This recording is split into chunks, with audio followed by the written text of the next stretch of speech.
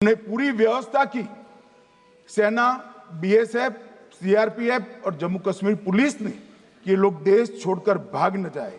और मान्यवर, इसकी जांच की शुरुआत हुई। एक थकाने वाली बहुत लंबी जांच हुई है।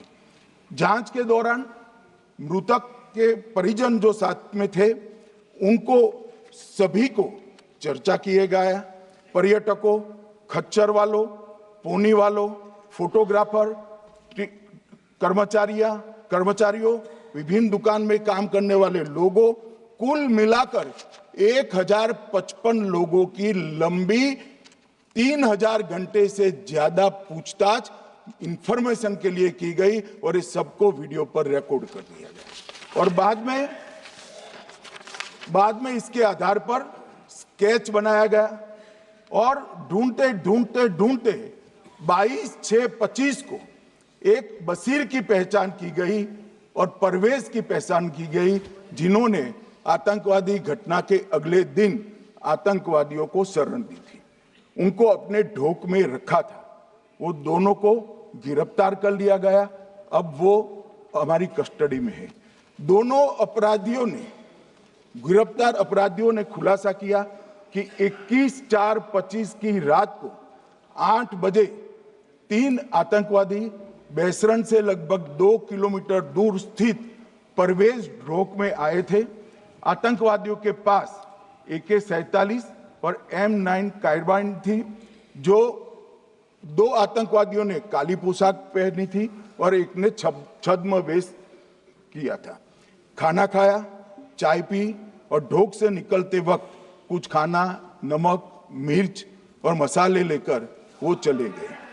मान्यवर, उस वक्त हमने जिन खोखों को रिकवर किया था, इसको हमने चंडीगढ़ FSL में टेस्टिंग के लिए भेज दिया।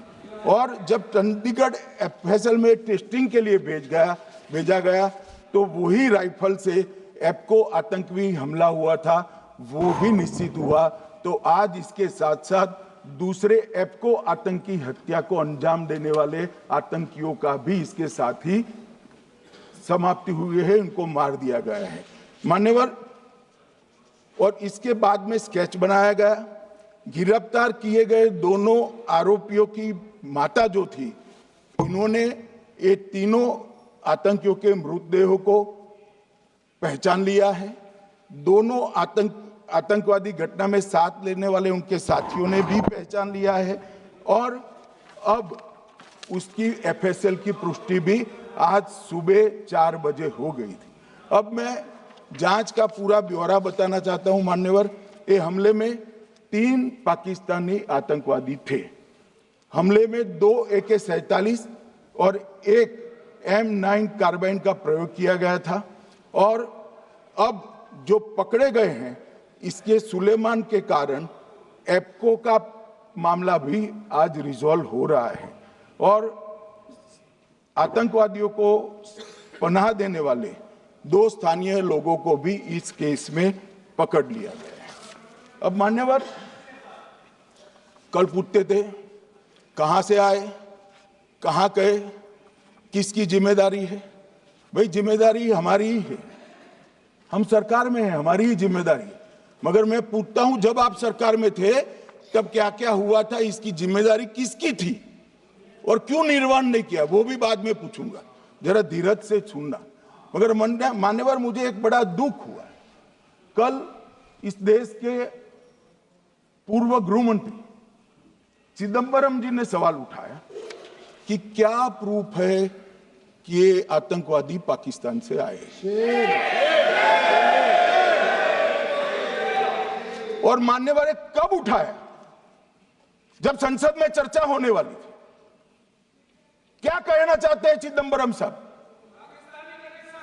किसको बचाना चाहते हैं? पाकिस्तान को बचाकर आपको क्या मिलेगा? वो ये कह रहे हैं कि और क्या है? मत जवाब दो।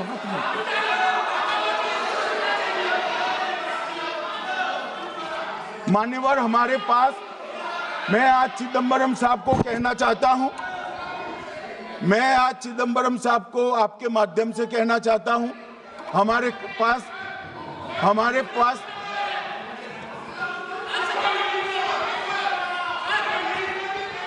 मान्यवर, हमारे पास प्रूफ है, वो भी मैं सदन के सामने रखना चाहता हूं कि तीनों पाकिस्तानी थे।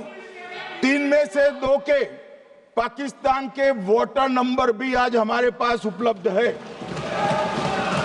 मान्यवर, ये राइफलें हैं, ये राइफलें भी हमारे पास उपलब्ध है।